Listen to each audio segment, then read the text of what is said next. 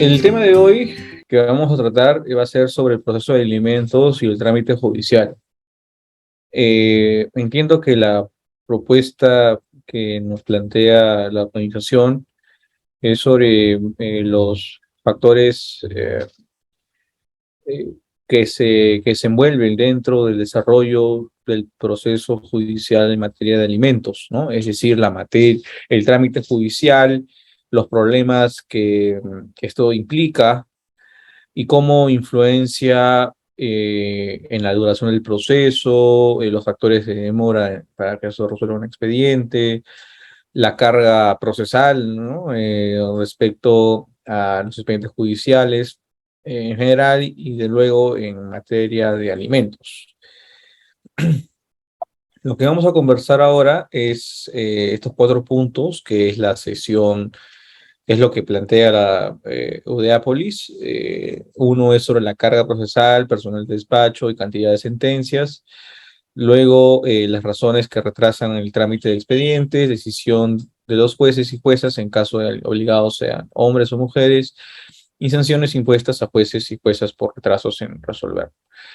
Eh, es necesario que podamos conversar estos 4 temas en virtud a que son los 4 puntos pilares de la presente exposición.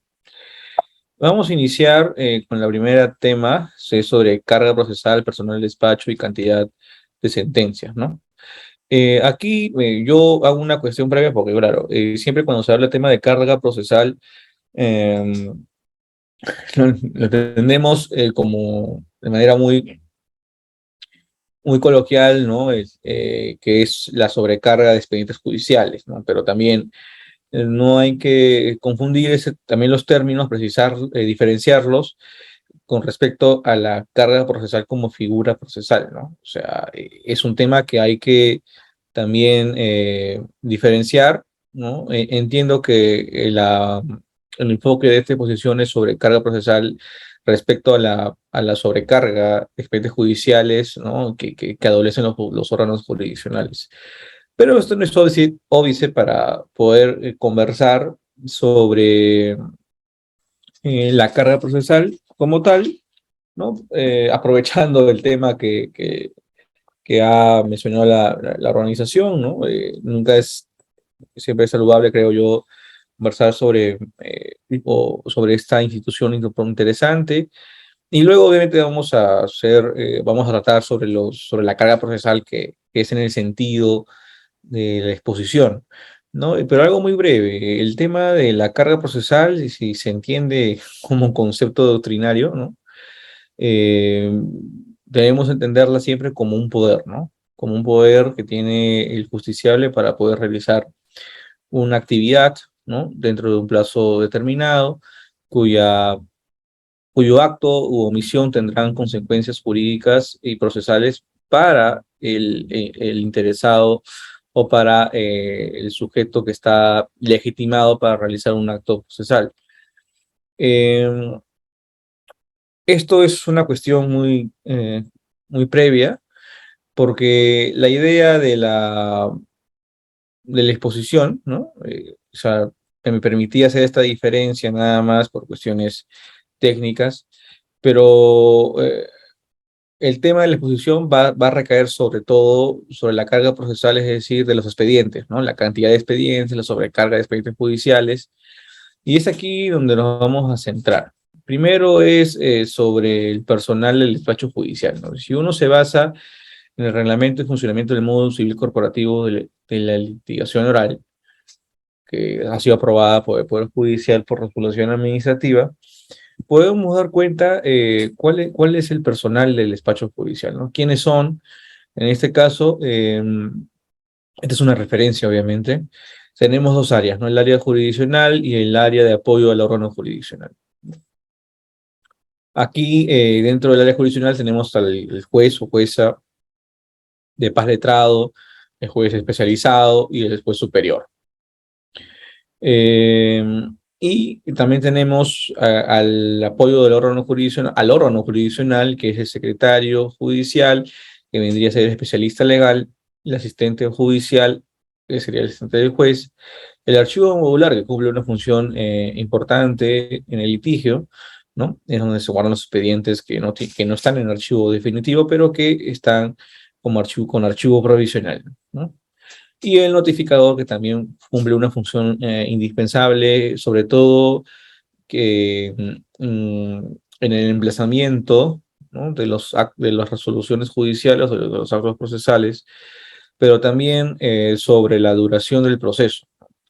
Como sabrán, en la práctica siempre muchos procesos judiciales se han demorado justamente por defectos de notificación, porque el domicilio no es el correcto o porque se ha emplazado incorrectamente a una persona que no era la parte emplazada, ¿no? O si no, por varios factores. Pero el acto de notificación cumple una función o un rol interesante, ¿no? Sobre todo si hablamos del debido proceso, que, que influye mucho en la celeridad del proceso, ¿no? En una respuesta oportuna por parte del órgano jurisdiccional a través de una sentencia. Dentro de este enfoque que quiero tratar con ustedes, viene a colación la cantidad de expedientes, ¿no? Si existe una sobrecarga de expedientes judiciales y sobre todo la situación, ¿no? Del anterior y actual, ¿no? O relativamente actual. Yo les recomiendo que, pues, si quieren, estar interesados sobre ese tema, ¿no? Y conocer más una opinión interesante, una opinión más que todo autorizada, pueden consultar estas dos bibliografías, el de Hernández Breña, ¿no? Que tiene justo dos textos, uno publicado en Derecho PUC y el otro en una revista del CEJA, que trata justamente sobre la carga procesal de expedientes, ¿no? Cómo, cómo estas se desenvuelven en cada órgano judicial dependiendo de su materia, ¿no? Y también, sobre todo, cómo esta está influenciada por decisiones de política pública judicial, ¿no? Justamente la política jurisdiccional en el sistema peruano es totalmente relevante para poder conversar justamente uno de estos temas que es sobre la carga procesal en el Perú, ¿no? La carga procesal de expedientes. Y es aquí donde nos vamos a centrar, ojo, este texto, los gráficos que voy a mostrar, por ejemplo, este y los tres que vienen, este y este, son de la lectura de Hernández Breña, ¿no? Sobre respecto a la información y la toma de decisiones en la política pública judicial, una reflexión a partir del análisis de la carga procesal en el Perú. Respecto a ello, Breña nos explica, ¿no? Nos grafica y toma como referencia también los datos del Poder Judicial, ¿no? Que la carga procesal está compuesta por los expedientes ingresados más los pendientes. Y es aquí en donde vemos, básicamente, los expedientes ingresados, que es la parte de abajo, ¿no? La parte que está aquí abajo, por cada año, y podemos ver, ¿no? Que cada año los expedientes van subiendo, ¿no? Algunos van bajando, pero por lo general van subiendo, ¿no? Van subiendo y los expedientes pendientes también siguen subiendo, ¿no? La parte de arriba, ¿no? Son la cantidad de expedientes que están pendientes, ¿no? Pendientes de resolver. Y la línea que está en el medio son los expedientes resueltos, con la cantidad de expedientes resueltos, ¿no? Y podemos ver incluso que en el 99 hasta el 2007 la cantidad de expedientes ha bajado, ¿no? Ha bajado la cantidad de expedientes resueltos, pero ha subido la cantidad de expedientes ingresados, ¿no? Y quedando, obviamente, una mayor cantidad de expedientes pendientes por resolver.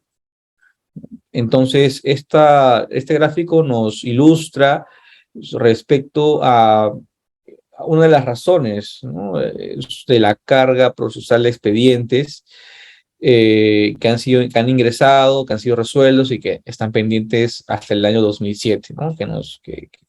Que les expongo aquí. Luego vamos a ver el expediente judicial a partir del 2018, que es un informe defensorial de la Defensoría del Pueblo. Y justamente en el siguiente gráfico que ustedes van a poder ver, habla acerca sobre lo que les comenté muy brevemente, ¿no? Sobre los expedientes ingresados a nivel nacional. Acá podemos ver, ¿no?, que este informe elaborado o proporcionado por el Poder Judicial, que la cantidad de expedientes ha estado, se ha mantenido, ¿no?, de ingresados se ha mantenido en un estándar, ¿no? Porque vemos que en el año 99 han ingresado 1.038.000 expedientes, y esto ha ido subiendo hasta el año 2003, lo cual ha ido descendiendo paulatinamente hasta el año 2007 con casi 1.000.000, un poquito más de 1.000.000 de expedientes ingresados. Eh, y aquí también vemos una data interesante a nivel nacional sobre datos trimestrales, ¿no?, entre el 2001 al 2005. Esto fue elaborado por la Gerencia de Planificación del Poder Judicial, y vemos aquí una gráfica interesante sobre los expedientes ingresados, resueltos, y cómo estas cantidades de expedientes, esa data, mejor dicho, se ha visto influenciada por factores administrativos, como las vacaciones judiciales, y también factores externos, ¿no?, como las huelgas judiciales, ¿no? Estos dos factores que son interesantes también han influenciado en el desarrollo de la productividad en cuanto a expedientes ingresados y en cuanto a expedientes resueltos. Entonces, aquí podemos ver el informe defensorial. Vamos a ver este tema, que es del año 2018. ¿No? Y aquí, este informe defensorial de 2018 trata sobre el proceso de alimentos, ¿no? Yo les recomiendo que revisen este tema como, como un asunto complementario a la exposición, porque aquí grafica muy bien sobre cómo se han venido desarrollando, los procesos de alimentos, cuánto ha durado, cuáles son las incidencias en cuanto a las notificaciones, en cuanto a las formas de conclusión del proceso en materia de alimentos, y cómo esto ha influenciado mucho en el desarrollo y en la actividad del juez y de los órganos de apoyo. Aquí vemos que la cantidad de resoluciones notificadas, ¿no? Y vemos eh, que prácticamente casi un 4%, ¿no? En un 4% se han notificado más de 31 resoluciones. Vemos que a mayor cantidad de resoluciones notificadas hay un menor porcentaje, y es abismal si pasamos de la cantidad de 11 a 30 expedientes a resoluciones notificadas, que representa un 29%, y si vamos a más de 31 resoluciones notificadas, esa se reduce drásticamente a casi un 4%, ¿no? Entonces vemos que que las resoluciones notificadas, hasta cinco resoluciones notificadas, representa la tercera parte, ¿no? Lo mismo para entre 6 a 10 resoluciones notificadas. Vemos que, como les decía, ¿no?, las resoluciones notificadas aumentan, pero inversamente la cantidad de porcentaje disminuye. Eso es a partir del 2018, ¿no? Luego vemos el promedio de hojas por cada notificación, ¿no? Y aquí, por ejemplo, notamos que el promedio de hojas en provincia es mucho menor que en Lima, ¿no? La cantidad de hojas por cada notificación: Arequipa viene a ser 6, en Huaura 8, en Junín 6, en Pasco 4, pero en Lima viene a ser 17 hojas por cada notificación, y en Lima Centro, bueno, en Lima, vienen a ser 19 hojas por notificación, ¿no? Que también, obviamente, influye mucho en la duración de las notificaciones judiciales, y también, por tanto, en la duración del proceso. Luego vemos las cédulas electrónicas correspondientes al proceso de alimentos durante el año 2016, ¿no? Y vemos que respecto a las cédulas electrónicas en el 2016, la cantidad de cédulas electrónicas vienen a ser casi un poco más de 10%, ¿no? En notificaciones electrónicas, a diferencia de las cédulas en físico. Es decir, se está notificando, en el año 2016 se notificaba menos electrónicamente, ¿no? Eh, en la actualidad, considero que las notificaciones a través de la aplicación Sinoe o de la web Sinoe han aumentado. Hasta la actualidad no hay una data, pero hay que tener en cuenta que esta data del 2016 es prepandemia, ¿no? En post-pandemia, incluso las notificaciones judiciales electrónicas han aumentado, hay esa percepción, y una muestra clara o un indicio claro ha sido también las audiencias judiciales, que vienen a ser ya como un acto normal, que sean desarrolladas de manera virtual. Luego pasamos a la duración del proceso de alimentos en primera instancia en el año 2018, ¿no? Es casi cerca al 2023, ¿no? 5 años, pero es el estudio más próximo, mejor dicho, a- sobre esta data.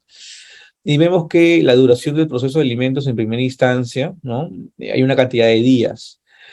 El proceso de alimentos, como un proceso, según el Código Procesal Civil, proceso sumarísimo, debería durar eh, poco, a lo mucho 30 días, ¿no? Pero vemos que eh, esto no es usual, ¿no? Vemos, por ejemplo, que hasta el 30 días solamente representa un 2,6%. Y veamos si es que dentro de ese 2,6% es con sentencia o con alguna forma especial de conclusión del proceso, ¿no? Tal vez por una conciliación judicial en la misma audiencia, también es factible, o por desistimiento del proceso o por abandono, ¿no? Lo cual no creo que sea tan factible, pero puede ser más por desistimiento del proceso o por una conciliación judicial en el mismo despacho. Luego tenemos que hasta 90 días es un 18,8%, ¿no? Pero el mayor número de porcentajes se lleva el proceso, que dura entre 180 días a un año. Es decir, que un proceso de alimentos en primera instancia debe estar demorando un 28,2%, ¿no? Es decir, el 28,2% de los expedientes judiciales duran a lo sumo un año en primera instancia. Luego, aquí vemos el tiempo de ejecución de sentencias estimatorias, ¿no? Como saben, no es suficiente con que se emite una sentencia, ¿no? Sino también que se ejecuten. Y esto responde al concepto de tutela jurisdiccional efectiva, que garantiza que la sentencia expedida por el órgano jurisdiccional pueda ser ejecutada de manera oportuna. Y es así que el tiempo de ejecución de sentencias estimatorias, es decir, sentencias que han declarado fundada la pretensión, un 27,3% demora entre 1 a 5 meses. Eh, y entre 6 a 10 meses un 16%, un 10% entre 11 a 15 meses, y más de un año y medio, un 23,5%, ¿no? De las sentencias estimatorias. Creo que esto grafica muy bien la realidad sobre la demora de los procesos judiciales en materia de alimentos. Y aquí pasamos a una gráfica también de la Defensoría del Pueblo sobre cómo concluye el proceso antes de la sentencia, ¿no? Por ejemplo, aquí vemos que la conclusión por abandono representa un 45%, ¿no? Que es una data actual, que la conclusión por conciliación es poca, 15%, y que otras formas de conclusión, que dentro de ellas está el desistimiento, por ejemplo, es el 40%, ¿no? El 40%. Vemos que incluso en materia de alimentos la conciliación no viene siendo tan efectiva como originalmente se propuso, ¿no? Es decir, que concluya los procesos lo más pronto posible para poder aligerar la carga procesal de expedientes. Y sobre todo detectamos que la mayor cantidad de conclusión de proceso es por abandono. Usualmente, por ejemplo, las demandantes que son, la parte demandante, sea madre o sea el padre, eh, abandonan los procesos por varios factores. Uno de ellos puede ser de que hayan conciliado extrajudicialmente con la otra parte, es un factor. Otro es que la propia demora del Poder Judicial hace de que se desanimen de continuar el proceso. También. Otro también tiene que ver mucho con la desinformación que tienen sobre el proceso, ¿no? Lo cual hace que se configure el plazo de los 4 meses para que se pueda configurar esta forma especial de conclusión del proceso, que es el abandono. Aquí también debemos ver una pregunta muy interesante respecto a cuántas veces ha acudido al juzgado para consultar el estado del procesal del expediente. Esta es una pregunta dirigida a las partes procesales, al demandante, ¿no? Y al demandado, ¿no? Y vemos que, eh, obviamente, por razones de lógica, el demandante es quien más asiste a los órganos jurisdiccionales para poder consultar el estado de sus expedientes. Y vemos que al menos una vez, ¿no? Eh, hay una gráfica de que 189 demandantes han ido al órgano jurisdiccional para consultar sobre sus expedientes. 3 o 5 veces, ¿no? Lo han hecho 421 demandantes. Entonces vemos que la media viene a ser que entre 3 a 5 veces es la cantidad que el demandante acude al juzgado para consultar sobre el estado de su expediente. Y la parte emplazada viene a ser un número muy inferior, ¿no? Por diversas razones, obviamente. Pero que esto grafica también el interés, la carga del impulso que tiene la parte demandante y cuántas veces se toma el tiempo para poder acudir al órgano jurisdiccional y poder impulsar los actos procesales pendientes a emitirse. Posteriormente vemos aquí también cuánto tiempo demora en consultar el expediente. Es decir, cuando las partes van al juzgado, ¿no? Hay una cantidad promedio que demora en la sede del Poder Judicial. Y vemos que la mayoría, ¿no? La mayoría demora entre 10 a 30 minutos, ¿no?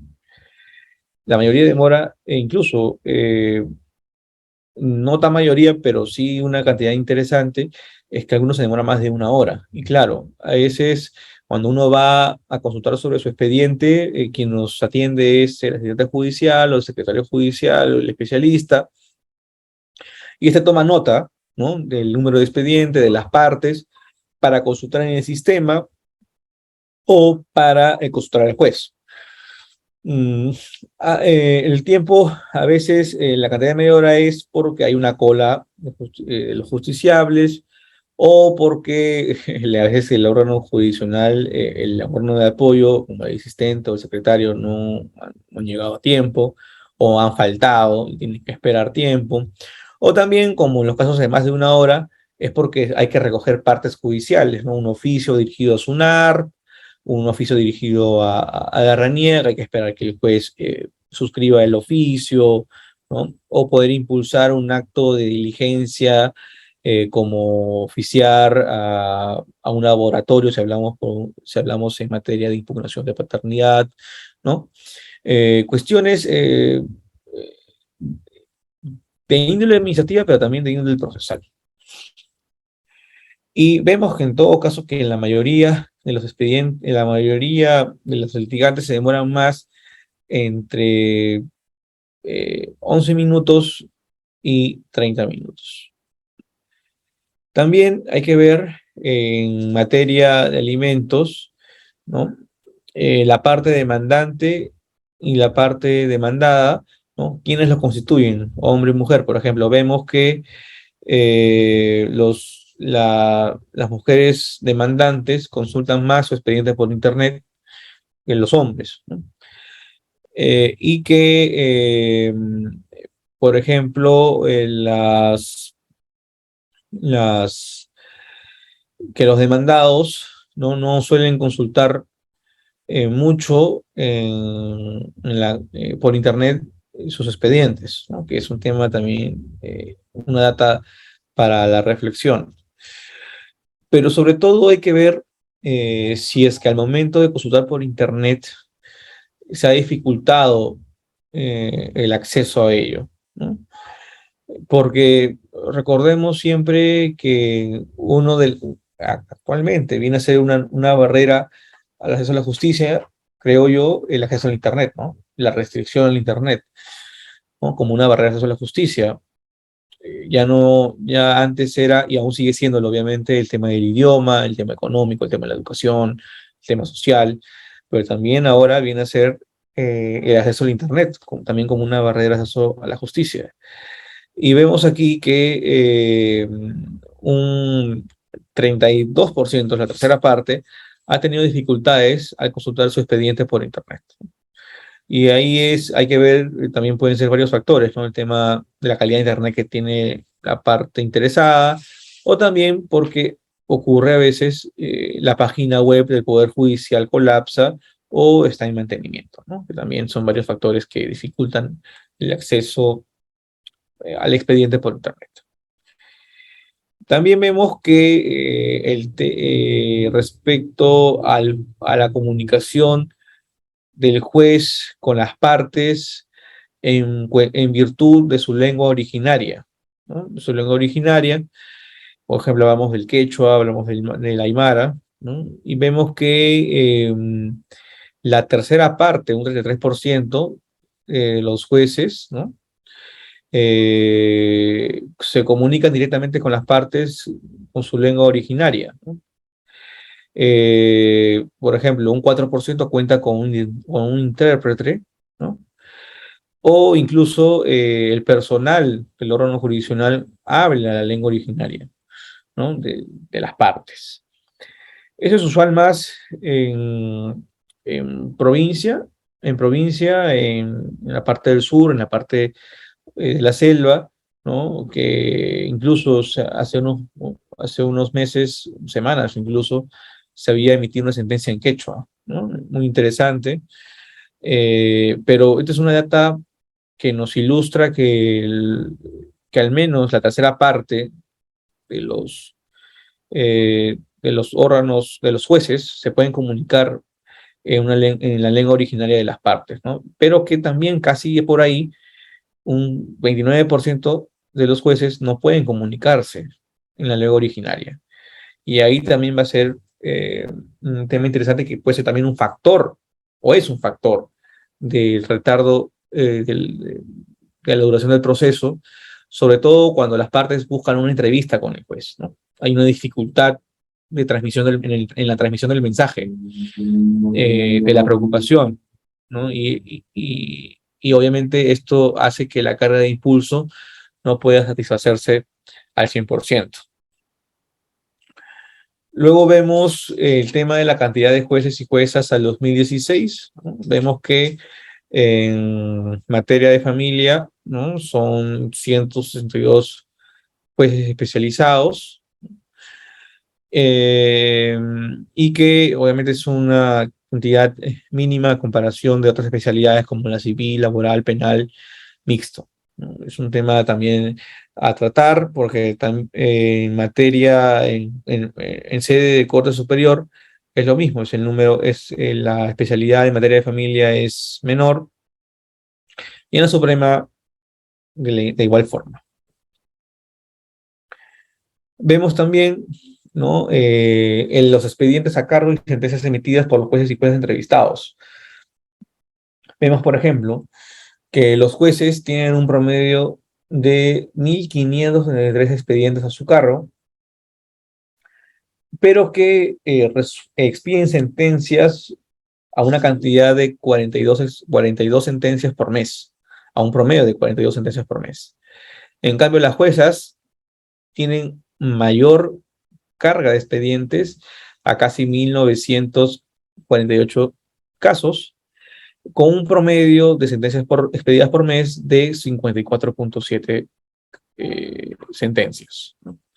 Una data también interesante sobre cómo se distribuye los expedientes a cargo, ¿no? Tomando en cuenta el género, si hablamos en cuanto a jueces y juezas. También vemos la cantidad de expedientes a cargo de los jueces y jueces entrevistados, ¿no? Vemos que un 40% representa una cantidad de 1.000 expedientes a cargo de los jueces y jueces entrevistados, que es también una carga considerable de expedientes, y sobre todo la cantidad de servidores judiciales a cargo, ¿no? Dentro del órgano jurisdiccional veíamos, por ejemplo, el personal de archivo modular, el personal de notificaciones, secretario judicial, el asistente judicial también. Y aquí vemos, por ejemplo, la cantidad. Vemos que solamente un 14.3% tiene 3 servidores judiciales a cargo. Es decir, en un órgano jurisdiccional hay 3 servidores judiciales que ocupan o que están a cargo de los expedientes. Y también hay un casi 20%, ¿no? De que existen 4 servidores judiciales a cargo, ¿no? Y eso refleja mucho también en el nivel de atención que dan los órganos judiciales de apoyo a las personas, las partes que buscan o recurren al órgano judicial para poder consultar sobre el estado de sus expedientes. También vemos aquí la cantidad de sentencias expedidas mensualmente. Vemos que, por ejemplo, la cantidad de sentencias expedidas mensualmente, ¿no? Si vemos que más de 50 sentencias expedidas mensualmente representa un casi 12%, ¿no? Vemos que a mayor cantidad de sentencias expedidas, el porcentaje es menor. Y sobre todo, un tema también nada interesante aquí es sobre las labores que más tiempo demandan a los jueces y juezas. Vemos, por ejemplo, que en un 11.1% se destina para el análisis de expedientes. Un 4.2% atención al público. Eso es en materia de alimentos, ¿eh? Un 2.6% al análisis de escritos. Bueno, porque por lo general eso lo realizan los especialistas, los asistentes judiciales o el secretario judicial. Un 19% se dedica a la elaboración de sentencias. Un 47% del tiempo se dedica a la realización de audiencias, ¿no? Un 14.1% se dedica exclusivamente a las audiencias y a las sentencias.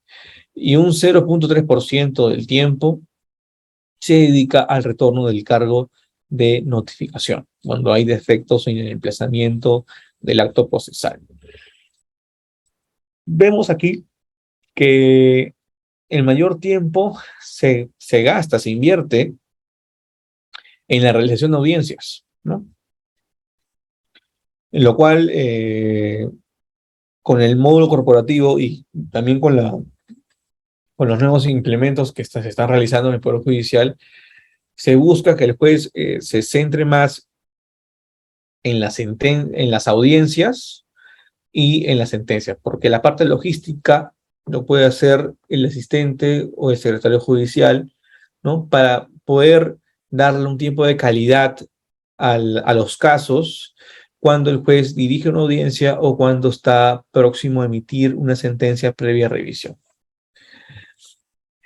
Pasamos a un segundo tema, que es sobre las razones que retrasan el trámite de expedientes. De lo expuesto, podemos ver que hay varios factores. Uno de ellos son las vacaciones judiciales, luego la entrevista con el magistrado, huelgas judiciales, la infraestructura, el presupuesto y la deficiente formación de los órganos de apoyo.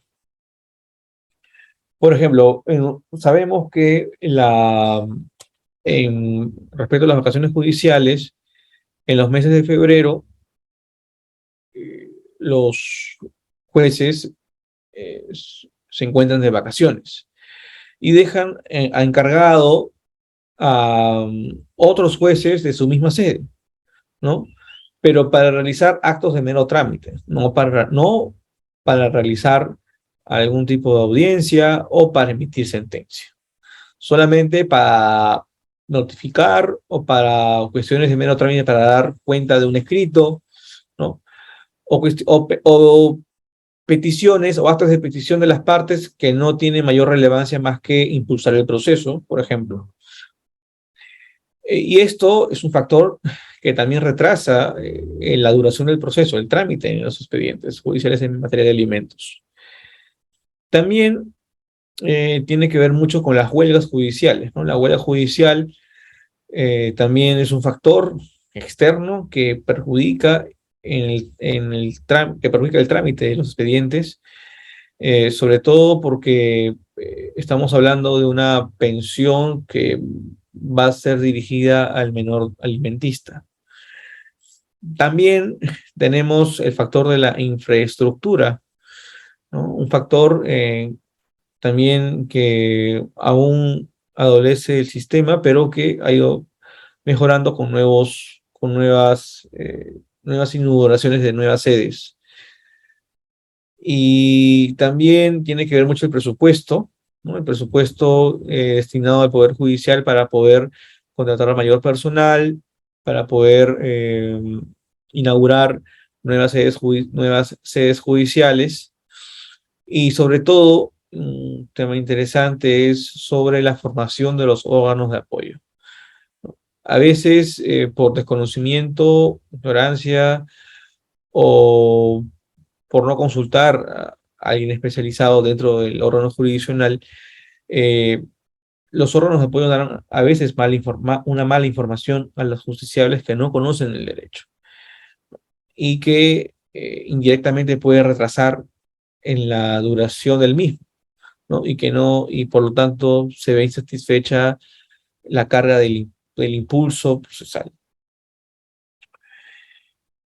Un tema también que creo es interesante, y el tercer tema de discusión, es sobre la decisión de jueces y juezas en caso de obligados, hombres o mujeres. Aquí tiene que ver mucho si la decisión, entiendo, es sobre una pensión de alimentos, puede cambiar conforme al género. Es decir, si algún juez dicta una pensión de alimentos, va a tener la misma rigurosidad técnica o la misma decisión si hablamos de si el obligado es un hombre o es una mujer. Creo aquí que hay dos temas por tratar que están involucrados para dar una respuesta definitiva. Y esta es el principio de inmediación y la realidad como técnica procesal. El principio de mediación, como ustedes saben, es esta comunicación, esta relación directa que tiene el juez con las partes y con las pruebas. Por ejemplo, Calamandrei decía que a través de la inmediación el juez se genera una reacción, ¿no? Ante los alegatos orales y escritos de las partes, ante las inferencias probatorias que las partes alegan, pero más que todo es que el principio de mediación busca que el juez pueda conocer los hechos afirmados por la parte demandante y también conocer los hechos negados por parte por la parte emplazada, ¿no? El principio de mediación busca que el juez valore de manera correcta la prueba a través de la valoración de la apreciación libre de la prueba, pero sobre todo en la época de virtualidad, que se aplique correctamente la realidad, ¿no? La realidad como una técnica procesal, ¿no? No como un principio, sino una técnica procesal que va a permitir al juez un mayor convencimiento sobre las pruebas que se han postulado y admitido. Es en base a estos dos conceptos que en efecto la decisión del juez, la jueza, en materia de alimentos, si hablamos de un obligado que es hombre, un obligado que es mujer, puede variar, ¿no? Puede variar. En lo personal, he tenido un par de casos en las cuales la parte emplazada era mujer, ¿no? O sea, la mujer tenía que dar una pensión de alimentos. Y en mi experiencia es que los jueces dictan con la misma rigurosidad eh, una pensión de alimentos, ¿no? Porque hay factores que determinan una pensión de alimentos, como hemos visto, como lo han visto seguro anteriormente, lo han visto anteriormente en este diplomado, es que, por ejemplo, hay un estado de necesidad del menor alimentista, ¿no? Hay un tema también de los ingresos económicos, la capacidad económica del obligado alimentista, que son factores objetivos que van a determinar una pensión de alimentos independientemente si es hombre o mujer, ¿no? Entonces, a mi percepción, la decisión del juez en caso de alimentos no varía, ¿no? Porque siempre hay un tema un prejuicio, creo yo, que se toma en cuenta cuando si el órgano jurisdiccional está presidido por una mujer y quien demanda es una mujer, ¿no? Y obviamente a veces los jueces, las jueces o juezas también tienen experiencias personales, ¿no? Esto que se llama como las máximas de la experiencia, ¿no? Que permiten tomar una posición en base a las experiencias de la vida y que éstas las combinan o las mezclan con la apreciación de las pruebas que han sido ofrecidas en el proceso. Si bien las máximas de experiencia eh, busca que el juez tenga una, una idea sobre cómo debe resolverse un caso, esta no es suficiente, ¿no? Sino que la decisión judicial debe basarse sobre las pruebas ofrecidas o en su defecto aplicando de manera subsidiaria la carga de la prueba como regla del juicio, ante obviamente la incertidumbre de un hecho alegado en el proceso. Vemos también un tema para conversar con ustedes sobre las sanciones impuestas a los jueces y juezas por retrasos en resolver, ¿no? Aquí vemos sobre un caso de la ODECMA de 2021, ¿no? La fuente es de Legis, es respecto a la multa hacia un juez con un monto de 1% de su remuneración por demorar 9 meses en dictar sentencia. En la práctica hay órganos jurisdiccionales que se excusan mucho de que porque está pendiente de emitir una sentencia, ¿no? Pueden demorarse el tiempo que consideren, ¿no? Porque hay sobrecarga de expedientes, ¿no? Y claro, ustedes sabrán que en el artículo que hace referencia sobre el abandono, ¿no? Procesal es improcedente tal figura cuando hay un acto procesal que esté pendiente, pero por parte del juez. Si el juez no emite una resolución y es lo pendiente, entonces el abandono procesal no se va a configurar. Pero si hablamos de un acto procesal que, que corresponde a las partes y no el juez, puede configurarse esta figura dentro del periodo de 4 meses. En este caso vemos que el juez fue sancionado con el 1% de su remuneración, ¿no? Hay partes que no prefieren quejar al juez porque consideran que esta queja puede perjudicar aún más el, el tiempo para que se emita una sentencia. Es decir, quejar al juez significa que se va a retrasar más el caso para resolverse. Yo considero que eh, no hay que temer de interponer una queja a un juez o una jueza si es que éste está demorando un tiempo considerable, más aún si hablamos en materia de alimentos, ¿no?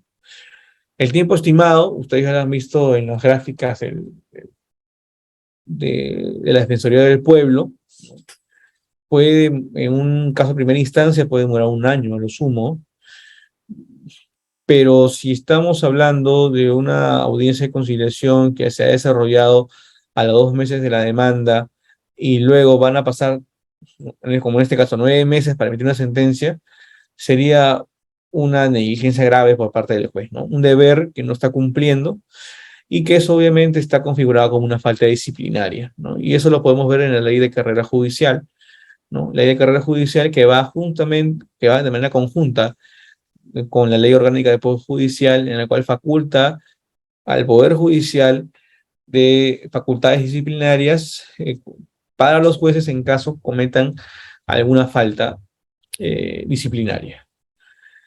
Entonces, en base a eso, termino esta exposición, entiendo que es la primera parte, ¿no? Y estoy sujeto a sus preguntas que tengan a bien a formular. Excelente, maestro. Muchísimas gracias. Estimados participantes, pueden realizar sus preguntas referente a los temas que se ha ido abordando. Ya saben la modalidad, levantan su manito y encantado de poderlos. Sí, nos dice Vicente.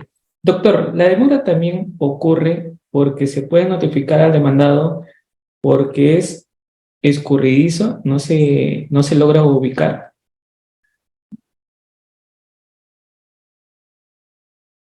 ¿Su audio, doctor?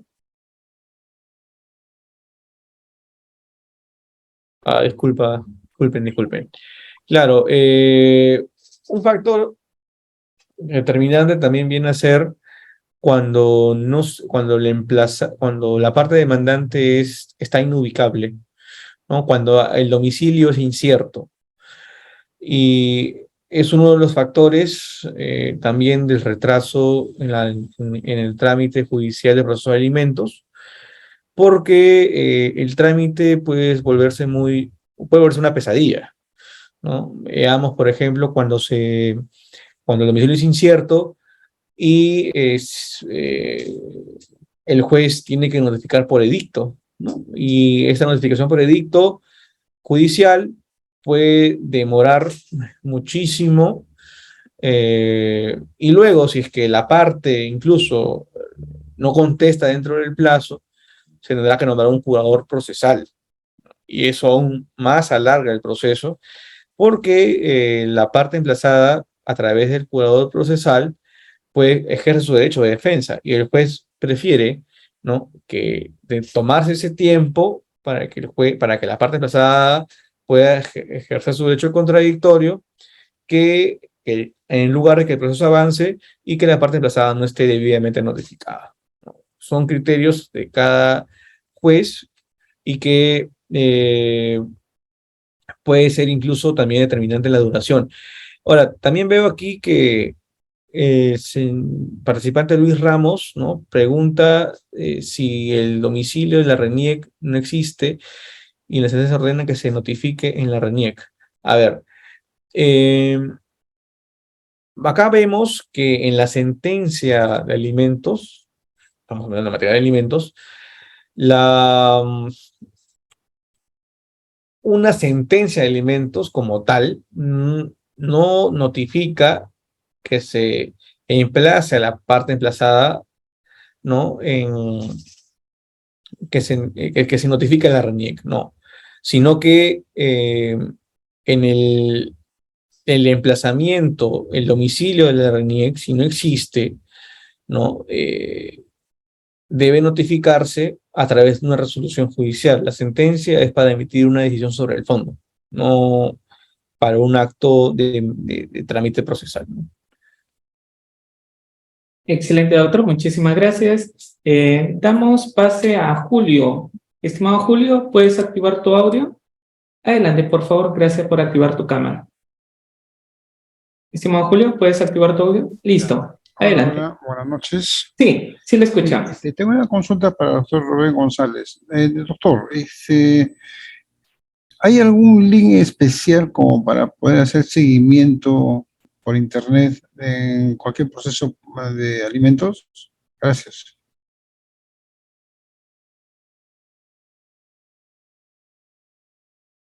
¿Podría volver a repetir la pregunta, por favor? Porque no se escuchó bien. Estimado Julio. Sí, doctor. ¿Algún link especial que se pueda utilizar para hacer los seguimientos procesales desde el internet? Gracias. Ok, el link o el link que todo litigante debe conocer es de la consulta de expedientes judiciales, ¿no? El SEJ, ¿no? A través de ahí podemos saber qué acto procesal o qué escritos han ingresado, ¿no? Qué escritos han ingresado y también las unillas para que tengamos una idea. A diferencia de los juegos comerciales, entiendo que los juegos comerciales, bueno, así funciona, ¿no? Hay un sistema que incluso puedes acceder a los escritos de manera electrónica, ¿no? En Lima es así. Pero en materia de familia no hay ese sistema que sería muy útil para, para los justiciables, ¿no? El link que, que nos permite conocer el seguimiento, el estado del expediente sería el SEJ, ¿no? Del Poder Judicial. Excelente, doctor. Muchísimas gracias. Romer, si puedes activar tu cámara, sería perfecto. Emily nos dice, doctor, ¿qué se puede hacer si el padre tiene ya una demanda de bueno, presumo que de su expareja, y ahora él tiene otros hijos y tiene vicios de drogas y aparte con otra familia que tiene solo lo que tiene puede hacer? No le entendía, Emily, a la última parte. Estimada Emily, por favor, si pueden hacer sus preguntas por audio, sería perfecto para que se pueda entender en sí lo que ustedes quieren para que el doctor le aclare. ¿Sí? Romel, adelante, por favor, siempre activando su cámara. ¿Sí? Romel, adelante, por favor. ¿Qué tal, doctor? ¿Cómo está? Buenas noches. Si bien mi duda era la siguiente, ¿no? Parto de esto.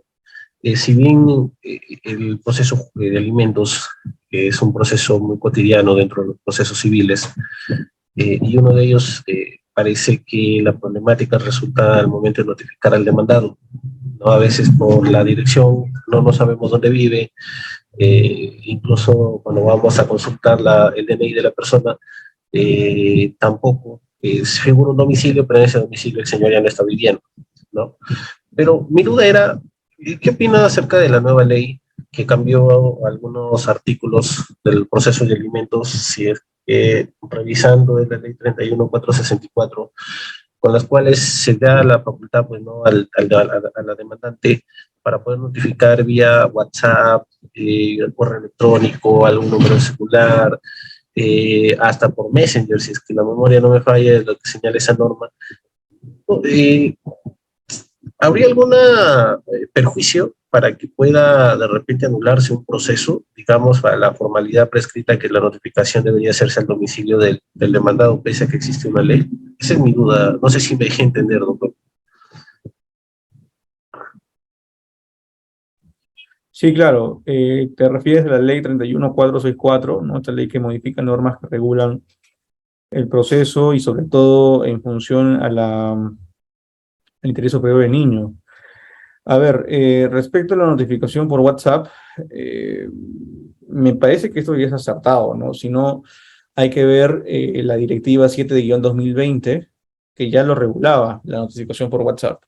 Ahora, esa es una directiva, ¿no? En 2020. Ahora, lo han recogido en una ley que me parece aún súper acertada, porque había ciertas cuestiones de constitucionalidad respecto a la Directiva 7 de 2020 porque estaban dando reglas procesales y el Consejo Ejecutivo del Poder Judicial no tiene una función legislativa, ¿no? Y considero que promulgar esta ley cuyo objeto es la notificación por WhatsApp es totalmente acertada, pero si vamos al medio del asunto, yo considero que no habría ningún tipo de invalidez o a una causa de nulidad si es que el juez o el órgano jurisdiccional, el órgano de apoyo, notifica la demanda a través del WhatsApp o a través del correo electrónico. Obviamente, por ejemplo, de manera particular, yo he estado en audiencias en las cuales he pedido que la jueza notifique por WhatsApp al emplazado, ¿no? Y la jueza ha llamado al emplazado en la misma audiencia, ¿no? Y se ha comunicado, el emplazado se identifica como tal, y la jueza le comunica que se va a comunicar con él o que le van a notificar la demanda, ¿no? Entonces, la jueza da una razón, ¿no? Da una razón en la resolución judicial y da fe, porque prácticamente cumple con una función de notario que da fe del acto que se ha realizado, es decir, de la comunicación de WhatsApp y que el emplazado se identificó como tal y que iba a notificar los actos de demanda y sus anexos al número de WhatsApp del emplazado. O sea, es decir, en la práctica, esto se ha venido realizando, ¿no? Claro, porque la ley orgánica de Poder Judicial y también el Código de Proceso Civil nos dicen de que el emplazamiento debe ser en el domicilio real, ¿no? Domicilio real del emplazado, pero si una ley nos faculta la posibilidad de materia de alimentos de notificar por vía electrónica, no habría ninguna causal de nulidad para este emplazamiento. Excelente, maestro. Damos pase a Emily. Emily, está activo su audio. Gracias por activar tu cámara. ¿Se me escucha? Sí. Muy buenas noches con todos y con usted, doctor Rubén González. Excelente exposición. Mi pregunta es, ¿qué se puede hacer? Porque ya se viene desde el año de la pandemia, que ya salió la resolución y la demanda para que el padre pase pensión a su menor hija, que ya tiene 9 años, la cual la abogada quería saber simplemente dónde ubicarlo al padre, en dónde labore. Ya está, ya se sabe en dónde labora el padre. El detalle es que hasta ahorita, desde la pandemia, no hay respuesta, que nos vienen peloteando, le vienen peloteando que ya va a venir, que ya que esperen, y siempre nos ponen pero hasta ahorita nada sale la sentencia para la alimentación del menor. ¿Qué se podría hacer en ese caso? Gracias. Sí, sucede que en la última parte creo hay un problema de audio. No he podido escuchar bien. Emily. Solamente la pregunta relevante, ¿no? La disculpa es el caso. Emily, ¿puedes activar tu audio? Adelante. Ya, hablo más alto. Lo que pasa, doctor, es que como le estaba explicando, lo que pasa es que ya desde el inicio de la pandemia, ya al padre ya está el hecho de demanda, que ya está aprobado, que tiene que pasar una pensión a la menor que ya tiene 9 años, la cual solamente faltaba saber dónde laboraba el padre, la cual ya la abogada ya supo. Pero ahora vienen paseándole a la madre que esperen, que todavía falta una y otra cosa. Mejor dicho, eso ya el juez lo está poniendo trabas, que ya hasta el día de hoy no cobra esa menor de edad su pensión. ¿Qué se podría hacer en ese caso? Gracias. Ok, bueno, estamos hablando de una sentencia que ya ha sido eh, entiendo yo, ejecutoriada, es decir, está consentida, es lo que yo entiendo. Si es así, lo que corresponde, como señala la participante, es que se cumpla y a través de un embargo de su remuneración, ¿no? En planilla. Si el juez no está actuando conforme a ley dentro del plazo razonable, pues se puede interponer una queja, ¿no? Porque ya hay una decisión que debe cumplirse, que debe ejecutarse. Se puede interponer una queja ante la ODECMA o entre el órgano correspondiente para que pueda el juez reaccionar y pueda impulsar. Lo otro sería que la misma parte interesada vaya al órgano jurisdiccional y se entreviste con el magistrado para explicarle la situación, ¿no? Y señalar de que está afectando totalmente, de manera total a su hija, ¿no? Al no realizar esto, al no ejecutar debidamente la sentencia. Excelente, doctor. Tenemos dos participantes, pero al levantar nada más su manito, no les puedo dar pase, ya que no tienen cámara activa, como se hizo mención desde el inicio. Ya, tenemos a Luis Ramos. Luis Ramos, una pregunta, por favor. Adelante. Muy buenas noches, con todo lo presente. Muy buenas noches, doctor. ¿Cómo está? ¿Me escuchan? ¿Me pueden escuchar? Sí, Doctor, mi pregunta es, bueno, hay un proceso de alimentos en el cual ya ha sido, bueno, salió la sentencia y en la sentencia ordenan que se notifique en el domicilio de la ficha RENIEC. Bueno, en las anteriores notificaciones se notificaba en el domicilio que está señalado en la demanda y es donde vive el demandado. Pero el demandado tiene un domicilio que no es ubicable. Entonces, como en la sentencia han ordenado solo en ese acto que se notifique, además de notificarse en el domicilio donde se ha venido notificándose, notifíquese en el domicilio que señale la RENIEC, que indica. Y bueno, ha devuelto la cédula y desde ese momento nos hemos quedado estancados. No podemos avanzar ya con ejecutar una liquidación, nada. ¿Por qué? Porque no se cumple con notificar o no ubican el domicilio. En este caso, doctor, ¿qué podríamos hacer, no, para que no se quede truncado el proceso? He solicitado una notificación vía edictos, pero el juzgado me dice queremos agotar todo y bueno, estamos perdiendo casi medio año. ¿Podría haber una salida ahí, doctor? Muchas gracias, sería mi pregunta, doctor.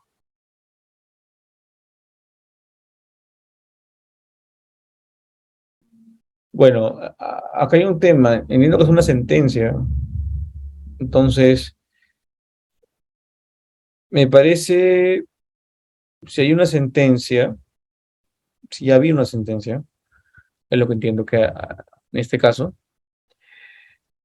significa que la parte emplazada fue debidamente notificada con la demanda. Si no, el proceso no hubiese avanzado hasta la sentencia, en lo cual ahorita creo que es el problema en notificarse, ¿no? Debería el juzgado notificar en la misma dirección o, o por la misma vía correspondiente al, al demandado. Seguro el juzgado está que se basa en las reglas de la notificación de la sentencia en físico, que es el domicilio real del demandado. Considero que no debería ser así, ¿no? Debería notificarse por el mismo mecanismo que fue notificado la demanda en su primera oportunidad. Entiendo que si el problema es hacer la sentencia es porque también el emplazado está rebelde o no ha comparecido. Eh, Ahí yo considero que lo que se debe hacer es si la judicatura ha considerado notificar el domicilio real, es impulsar a que se notifique en ese domicilio, ¿no? Porque el edicto me parece raro porque estamos ya en una sentencia ya emitida, es lo que yo entiendo. Y el problema es en la notificación de la sentencia, ¿no? El edicto sería para que la otra parte apele, en todo caso, ¿no? Y pasa el plazo y se nombra un curador, pero eso debió haberse hecho en todo caso antes de emitirse la sentencia en el emplazamiento. y es una situación que creo que el juzgado no ha tomado en cuenta. Pero ahí yo lo que haría es, si el juzgado considera insistir en notificar en el domicilio real del emplazado, pues debería utilizarse la ficha RENIEC como data indispensable para el emplazamiento válido. Excelente, doctor. Muchísimas gracias. Tenemos a Mili, pero no activó su cámara. Tendré que bajar su manito. ¿Alguna pregunta, estimados participantes, por audio? Encantado en poderles darle pase, pero eso sí, tengan en cuenta debidamente sentados. Un ejemplo, algunos participantes están recostados y no puedo dar lo que es audio. ¿Sí? Muy bien. ¿Alguna pregunta adicional? Tenemos a Roberto Ríos. Ahí está. Mili. Adelante, por favor, puedes activar tu audio. Sí, doctor, buenas noches. Mire, en este caso la pregunta es por el lado del demandado. ¿Qué sucede si yo he interpuesto el recurso de apelación, subió al juzgado de familia y advierto que no se ha considerado todos los argumentos de defensa de la parte demandada? Es una pensión que se ha fijado bastante desproporcional. Y mi pregunta es, ¿hay otra instancia más, ya que yo veo que hay pronunciamientos de recurso de nulidad respecto a las pensiones, ¿no? Uno de ellos, cuando no se ha tenido en cuenta que la madre no tiene mayor carga, tiene suficientes ingresos, y el padre, a diferencia, que tiene una carga familiar, que este es un caso. Mi pregunta es, ¿qué otra acción puedo tomar yo para agotar? ¿O es simplemente el hecho que se agotó la instancia? No sé si irme en recurso de nulidad, si me lo niegan, recurso de queja, o irme a una acción de amparo. Eso quisiera que me ilustre, doctor. Ok. A ver, el proceso de alimentos, todos saben que inicia en el juzgado de letrado del distrito judicial correspondiente, y luego con el recurso de apelación, el órgano especializado en materia de familia resuelve los agravios que se han formulado en la apelación. El órgano jurisdiccional, en fase de apelación, va a resolver estrictamente lo que los agravios desarrollan. Luego de que el órgano jurisdiccional especializado, como segunda instancia, ha resuelto la litis, ¿no? Tenemos que ver que un recurso adicional, ¿no? Como por ejemplo el tema del recurso de amparo, sería contra resoluciones judiciales, es lo que yo entiendo, ¿no? Es un mecanismo totalmente factible, pero que no considero que sea eficaz, ¿no? Porque va a demorar más tiempo. Un recurso de queja o recurso de nulidad luego de una sentencia de segunda instancia no es viable. Y bueno, y es menos usual el recurso de casación.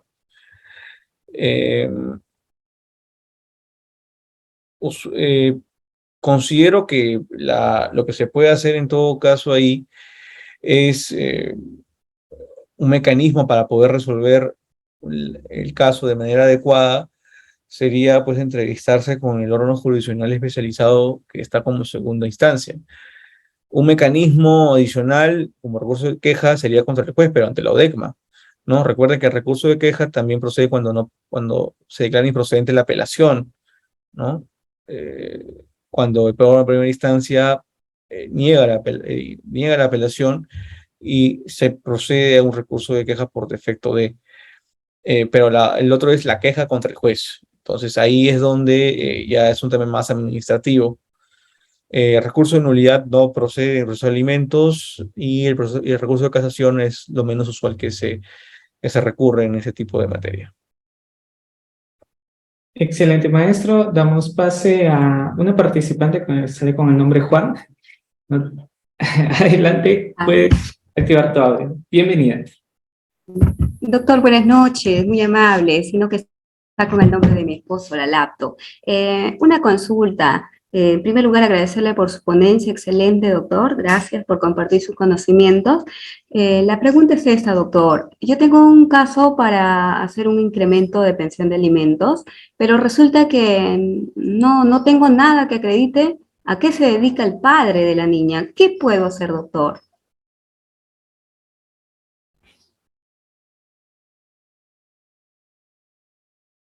Hay varios, ¿se me escucha? Sí, ¿no? Sí, doctor.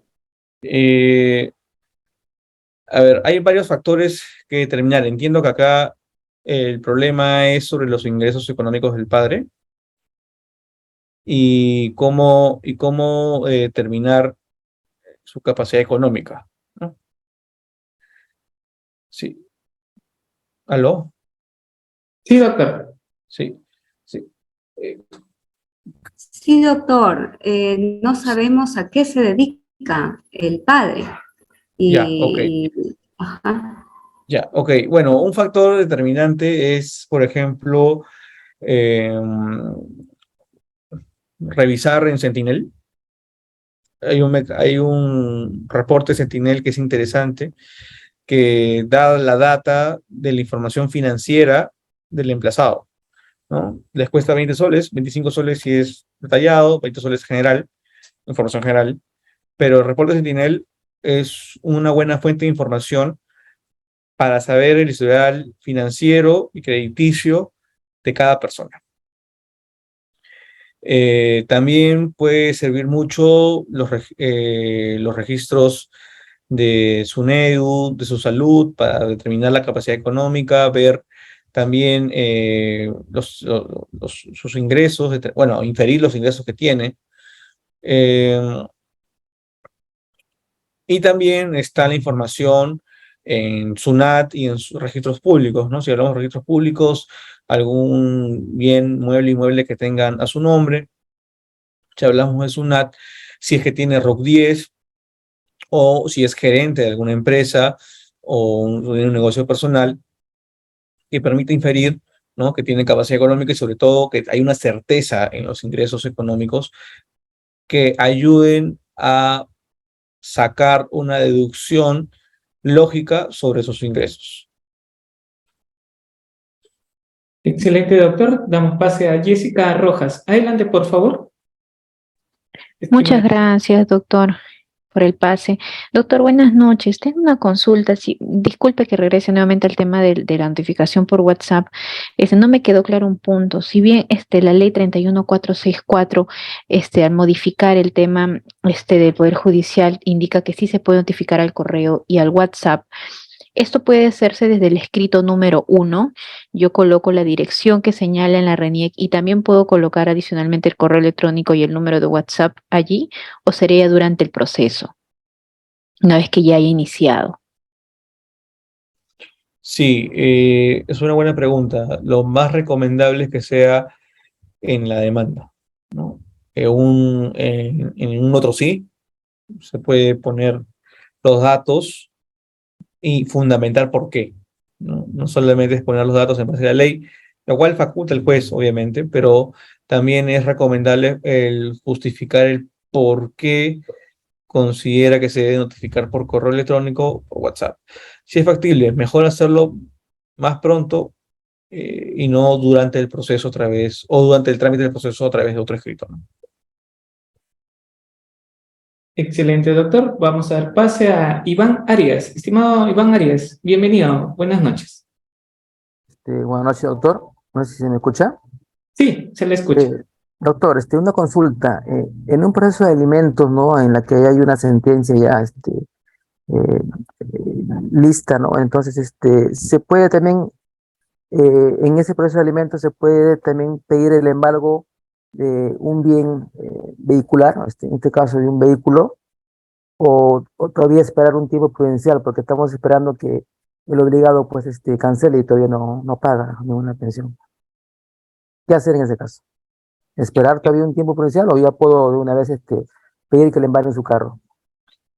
Bueno, estamos hablando de una sentencia que se ha emitido y Sí, entiendo que está consentida. sí, consentida, doctor. Ya, eso ya entró a la fase de ejecución. yo considero que debería, ¿no? Ya pedirse el embargo para poder garantizar el derecho de crédito. Obviamente, para el embargo, se puede solicitar, el juez le va a pedir una liquidación de devengados, es decir, el monto de deuda desde la notificación de la demanda, si estamos hablando de una nueva demanda, o desde, si estamos hablando desde el incumplimiento del acta de conciliación, desde esa fecha, ¿no? Se hace una liquidación de devengados que viene a ser una operación aritmética de los montos adeudados para que el padre pueda pagar, primero exhortarlo a que pague, y en caso que no, pues se puede pedir una medida de embargo totalmente legítima para que embargue el carro que usted me está comentando, y sobre todo mejor hacerlo más pronto porque el padre puede disponer de ese carro y venderlo, ¿no? Transferirlo o donarlo, y obviamente ahí se ve afectado el derecho de crédito de las que está en la sentencia, ¿no? Excelente, doctor. También saludar a la otra Cleidy Butrón, que se encuentra en sesión de clase, es una de nuestras docentes de Uriápolis. Gracias, doctora, por seguirnos. Tenemos a 3 participantes, pero lamentablemente no han activado su cámara. Lamentablemente no puedo dar pase. A ver, tenemos a Manuel. Manuel, ¿puedes activar tu cámara? Sería perfecto para darte pase al audio. Si no, ahí está. Listo, Manuel. Qué gusto conocerte también. ¿Puedes activar tu audio? Donde se activó tu cámara, al costado. Listo. Adelante, Manuel. Bienvenido. Doctor, buenas noches, doctor, y gracias por la respuesta. Mi pregunta está enmarcada en la consulta de un familiar. ¿Puede plantearse una demanda por alimentos cuando el hijo no se le puso los apellidos del padre?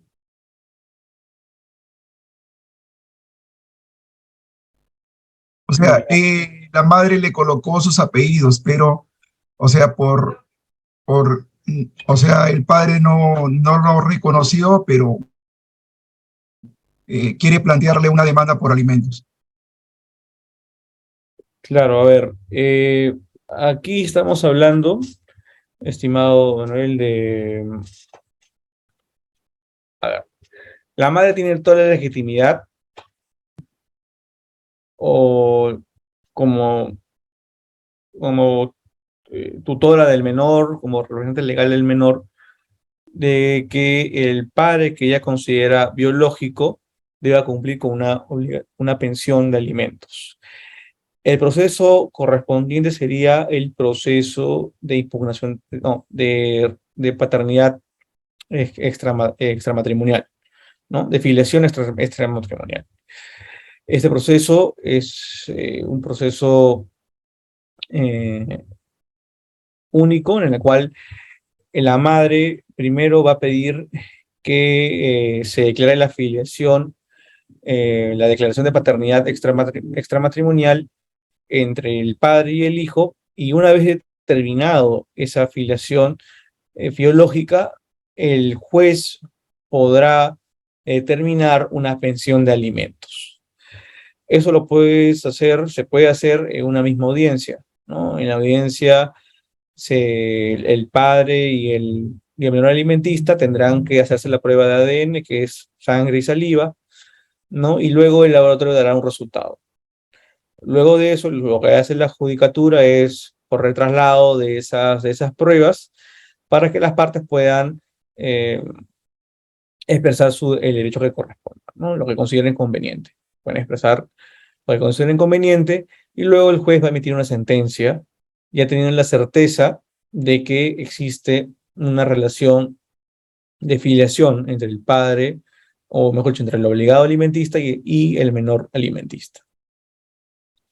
Esa prueba de ADN vendría a ser una prueba, una prueba de oficio, una prueba legal para poder determinar la filiación primero y luego dar un derecho de pensión al menor de edad. Pero la vía procedimental sería, ¿no?, el proceso de filiación extramatrimonial, cuando el padre ojo, cuando el padre no ha firmado al menor, ¿no? En la ficha de relleno no está firmado, o el menor no tenga sus apellidos, ¿no? También. Excelente, doctor. Doctor Ronald, ahora sí, ya tiene su cámara activa. ¿Puede iniciar con su pregunta, por favor? Gracias, doctor. Doctor, buenas noches. Mi pregunta es, se inicia una demanda de alimentos y paralelamente una medida cautelar para una pensión preventiva. El caso es que se le enviaba a su centro de labores y el demandado ya cuenta con una pensión que le ha asignado a otros hijos que tiene, con el 60%, y el centro de labores ha respondido que no puede descontarle más de lo permitido. Eso se lo ha comunicado al juez que está viendo el caso. ¿Qué es lo que se puede hacer, doctor, en este caso? ¿Qué puedo solicitar? Gracias. Muchas gracias, Ronald. Se puede hacer aquí es una demanda de prorrateo, es decir, lo que se puede aquí hacer es hacer una repartición, ¿no? Proporcional de la cantidad de la remuneración embargable, ¿no? Porque estamos hablando de una retención de una pensión de alimentos que supere el 60%. Entonces, es necesario hacer un prorrateo para que pueda el menor alimentista acceder a ese porcentaje o un equivalente, ¿no? Sin afectar a los otros menores de edad. Excelente, doctor. Muchísimas gracias. Estimado Alexi, puedes realizar tu pregunta.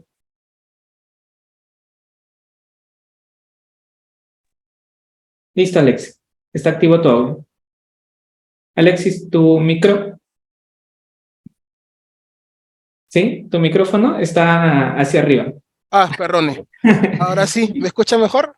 Sí, ahora sí, clarísimo. Correcto, sí. Una consulta. Lo que pasa es que un familiar tiene dos hijas. Una está con la madre y la otra está con el familiar. Entonces, la madre actualmente no le pasa pensión a la menor, ¿no? ¿Qué proceso pues, se podría realizar en este caso para poder ver el tema de ello, pues, ¿no? Gracias. Gracias, Alexi. Ya, aquí lo que debería configurarse es iniciar el proceso de alimentos a favor de la menor y que el progenitor o la progenitora cumpla con el mandato judicial, ¿no? Creo que es la vía correspondiente en el proceso de alimentos. Excelente, doctor. Damos pase a Roger. Sí, Roger, ¿puedes activar tu audio? Buenos días, doctor. Sí, te escucho. Buenas noches. En primer lugar, doctor Rubén, felicitarlo por su excelente ponencia. Muy agradecido con la cátedra que nos ha brindado esta noche. El motivo de mi participación es para hacerle una consulta. En los casos en los que el demandado oportunamente realizó los pagos por concepto de pensión alimenticia, sin embargo, no fueron valorados por el perito judicial al momento de emitir el prorrateo, motivo por el cual se dispuso un monto exorbitante y que la magistrada en este caso obligaba a volver a pagar ese monto, teniendo en consideración, y se le había advertido oportunamente, de que ese pago ya había sido puesto de conocimiento a su juzgado mediante los cargos correspondientes de los comprobantes de los depósitos. Sin embargo, este proceso llegó hasta la vía penal por el delito de omisión a la asistencia familiar y el juzgado penal liquidador determinó de que en ningún momento existió un riesgo con respecto a la pensión alimenticia. En esta situación, ¿se podría hablar de una omisión de actos funcionales por parte de la magistrada al no advertir los pagos correspondientes, a pesar de que se le hizo de conocimiento? Y dos, si el perito judicial tiene alguna responsabilidad al respecto también por no haber valorado los depósitos de pagos que fueron puestos a conocimiento y cobraban en el expediente judicial. Yo considero aquí que no habría un tema de omisión de actos funcionales. sino que ha habido una indebida valoración, motivación de la sentencia o de la resolución judicial correspondiente. ¿Por qué? Porque igual la judicatura emitió la resolución, ¿no? O una omisión de acto sería de que no haya emitido la resolución y que eso haya generado un perjuicio. Pero se emitió, el tema es que no fue de manera adecuada. Acá podría configurarse una falta disciplinaria, ¿no? Si es que vemos que si es que vemos que la jueza no tomó de manera deliberada esos recibos que usted está comentando. Excelente, doctor. Estimada Jessica Rojas, saludar también a la otra Ana Rogel, después de tiempo. Qué bueno, doctor, me alegro mucho justo cuando va a iniciar el diplomado también de Derecho Penal. Doctora Jessica Rojas, adelante, por favor. Gracias, doctor. Doctor, en el caso de que el abogado se encuentre en otra provincia, ¿usted conoce casos en los cuales el juez no haya permitido que todas las audiencias sean virtuales? Tu pregunta es si es que hay jueces que no han determinado, que no han programado, que han preferido programar audiencias judiciales físicas que virtuales. Exacto, porque si una persona adquiere los servicios de un abogado, pero no se encuentran en la misma provincia por X motivos, entonces al momento de personarse al procedimiento, el abogado solicita que las audiencias sean virtuales. ¿Usted conoce algún caso en el cual el juez pues haya negado ello y haya visto la necesidad de que todas, en general, todas las audiencias durante el proceso sean de forma presencial? ¿O es que sí o sí, cuando lo solicitas, te pueden brindar esa facilidad de que la audiencia sea virtual? A ver, el tema de las audiencias, sean virtuales o físicas, va a corresponder a criterio de cada órgano jurisdiccional, salvo a petición de parte. Con el asunto de la pospandemia, se han realizado audiencias virtuales como si fuese la regla, ¿no? Cuando antes la regla era la presencialidad. Yo he tenido un caso en el cual solicité, por ejemplo, de manera excepcional que la audiencia sea virtual, porque me encontraba en Lima y la audiencia era en Tacna, sí, era en Tacna, y la audiencia era presencial, ¿no? Y pedí al juez civil que programe la audiencia virtual y que genere el link de Google Meet. El juez, le expliqué obviamente que eran por razones de salud y también razones académicas. El juez consideró que sí era viable en todo caso hacerlo de manera mixta. Me pareció raro, pero único, ¿no? Que el abogado de la otra parte esté físicamente y yo de manera virtual, ¿no? Y la parte material, o sea, el cliente también presencial en el juzgado. Y eso generó obviamente que no se retrase el proceso, ¿no? Y que se realice la audiencia sin ningún inconveniente. Eso lo digo como una experiencia. En otros casos, a veces hay juzgados que emiten o programan audiencias de manera física, pero a pedido de parte, una de las partes solicita que sea virtual y el juez la suelen conceder, ¿no? Suelen conceder, o algunos corren traslado de esa solicitud a la otra parte y en función de eso resuelven. O sea, es viable si una solicitud que sea virtual cuando se programa una audiencia de manera presencial. Excelente, doctor. Y damos ya por culminada la sesión con Renato, Jorge y Juan Jesús. ¿Está bien?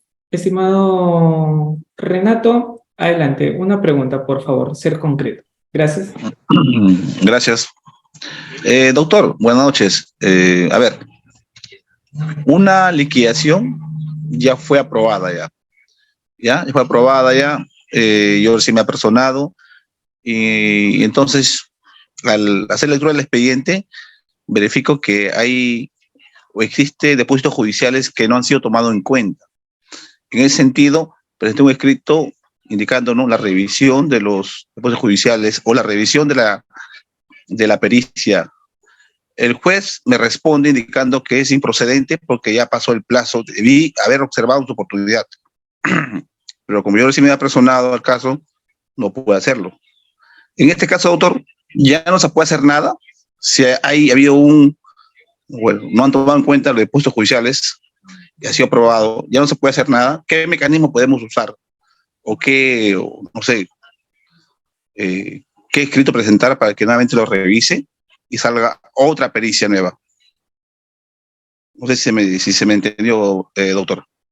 Sí, tu caso, bueno, entiendo que el caso que planteas es que había una liquidación de devengados y el juzgado no toma en cuenta algunos recibos, y fue notificada bueno, a la persona en el plazo correspondiente, y esta no observó eso, ¿no? Esa liquidación de devengados, que viene a ser una pericia del órgano jurisdiccional, una pericia contable.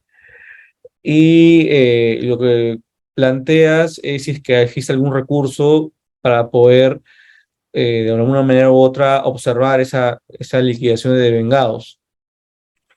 A ver, estamos en el escenario de que ya pasó el plazo correspondiente, o el plazo procesal, para observar esa pericia, ¿no? Recuerden que estamos ante una carga procesal, ¿no?, de observar, ¿no?, esa notificación, esa liquidación de devengados. La persona tuvo la carga, no lo hizo. Ok, asume las consecuencias de esa inacción. Pero cuando ha pasado ese plazo, notifican otra vez, con esa liquidación de devengados, el cumplimiento del pago. Considero que en esa notificación lo que se puede hacer es interponer un recurso de apelación, ¿no?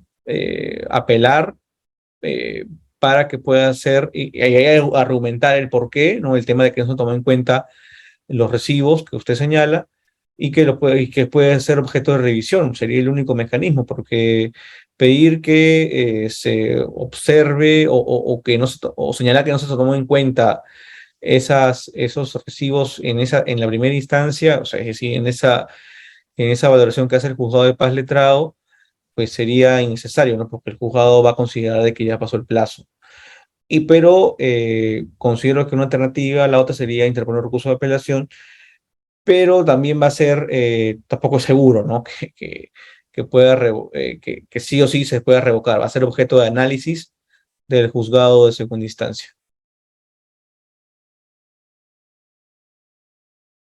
Excelente, doctor. Muchísimas gracias. Estimado Jorge Luis, adelante, por favor. Sí, doctor, buenas noches. Gracias, Reader, por el pase. Doctor, en el caso de que dentro de un proceso de alimentos se le asigna, ¿no?, un número de cuenta del Banco de la Nación. Sin embargo, el demandado, por X motivos quizás no de lejanía del banco, estos depósitos lo hace en un número de cuenta de la demandante.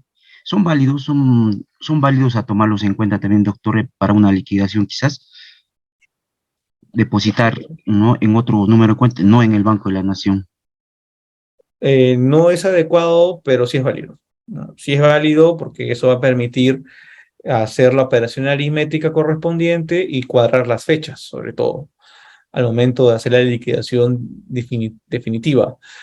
Pero lo más idóneo es que sea en la cuenta bancaria del Banco de la Nación, para efectos de mayor credibilidad, ¿no? Porque a veces los jueces, cuando uno le señala de que ha sido depositada una cuenta en otra cuenta que no ha sido designada por la judicatura, son muy reacios en creer de que haya sido depositado en otra cuenta bancaria, ¿no? En la práctica ha funcionado de esa forma, o es la creencia que tienen los jueces, pero se puede demostrar con esos depósitos en otras cuentas bancarias, ¿no? Y también tomando en cuenta las fechas de los depósitos, que va a permitir inferir de que esos depósitos fueron a razón de una pensión de alimentos, ¿no?, cumpliendo el mandato judicial. Creo que sí, no habría ningún problema, pero lo preferible y lo recomendable es que sea en la cuenta del Banco de la Nación. Excelente, doctor. Muchísimas gracias. Doctor Juan Jesús, adelante, por favor. Doctor Juan Jesús, adelante. Doctor, buenas noches. Doctor, en un proceso de filiación, ¿es indispensable la prueba de ADN? ¿Puede un juez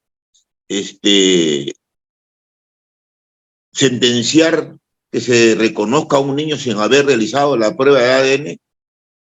Gracias. Ok, sí, sí es posible, porque en el proceso de filiación extramatrimonial, o sea, filiación de paternidad, ¿no? En estos casos, existe una presunción, ¿no? De que dos escenarios. Si el padre no paga la pensión, pues se declarará la paternidad, ¿no? A favor de él, a favor del menor. O si paga pero no asiste, será lo mismo. Esta sanción, entre comillas, viene a ser por el incumplimiento de la carga procesal del emplazado por no asistir por no realizar determinado acto procesal como es el pago, o no asistir a la audiencia de la toma de pruebas de ADN. Pero sí es factible, sí, eso ocurre. Excelente, doctor. Y cerramos la presente sesión con la doctora Ana Rugel. Adelante, doctora. Cerramos con usted. Gracias. Buenas noches, saludos a todos. Sí, doctor. Mi consulta es la siguiente. Doctor, ¿qué pasa en esos casos, por ejemplo, no se me ha presentado en algún momento, de que hay papás que se enteran que son padres, o sea que, digamos, en este caso fue pues que la pareja se fue al extranjero y regresa con un niño de 3 años. Él se entera que es el padre, que le pusieron el apellido, pero él quiere aportar, pero la señora en su orgullo decir, no necesito nada, no quiero nada, entonces no tiene la forma de cómo él poder pasarle un alimento. Inclusive ya le invitaba a una conciliación, ella nunca se ha presentado, aduciendo que ella no necesita, que es suficiente, ella no le sobra prácticamente el dinero. Pero en este caso, para de repente a futuro evitarse un problema de una demanda por alimento que suele suceder en algunos casos, ¿cómo podría el señor en este caso dar una pensión para esa menor? ¿Cómo se podría hacer? ¿Hay alguna salida en este caso? Porque siempre me he quedado con esa duda. ¿Dónde puedo acudir a recurrir en este caso? ¿Qué se podría hacer? Ese sería, doctor. Es una respuesta, una pregunta interesante, porque no es tan usual. Pero veamos las aristas, ¿no? El padre que quiere cumplir con una pensión de alimentos para que esté revestido de legalidad esa pensión de alimentos, debe haber una declaración de certeza, ¿no? Certeza del órgano jurisdiccional o del órgano administrativo, es decir, que el padre reconozca al menor.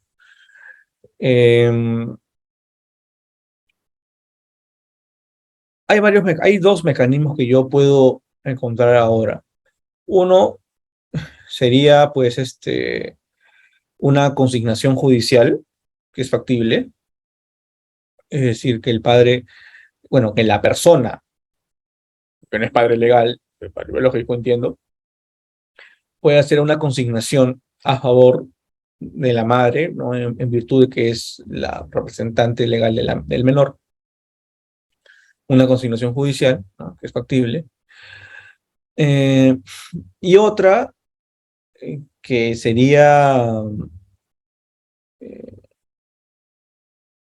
interesante también, es que a través de un proceso de conocimiento, porque recordemos que el proceso de filiación está regulado en esta ley, ocurre cuando la madre, ¿no? La madre busca que se reconozca la paternidad.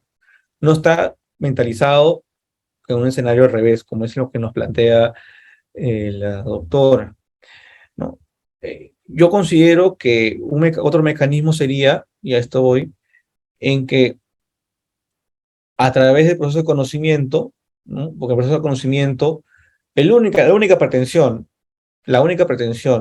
configurada legalmente que se puede tramitar en un proceso de conocimiento es el divorcio.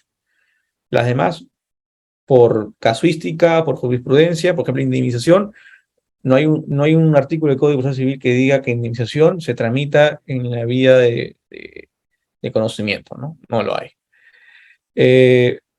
Ahora, pero el proceso de conocimiento, la vía de conocimiento, el proceso abreviado también sumarísimo, faculta la posibilidad de interponer pretensiones que no tengan una vía procedimental preestablecida. Considero que se puede pedir, ¿no? La pretensión se puede hacer es que se declare la paternidad del demandante, ¿no? Y que se ofrezca una prueba pericial, que sería la prueba de ADN, y que obviamente la sentencia sea una declaración de certeza, ¿no? No una obligación de hacer ni no hacer.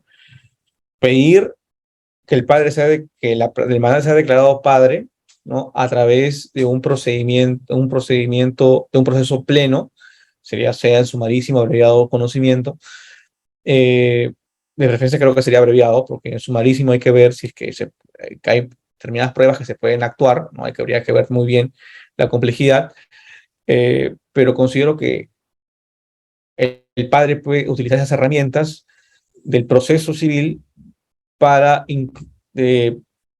incluir una pretensión que no está regulada en ley, pero que puede ser susceptible de una declaración de certeza por parte del órgano jurisdiccional, ¿no? Es un tema interesante lo que se ha planteado, una pregunta interesante, pero también la otra vía es la consignación judicial, ¿no? Que también es totalmente factible.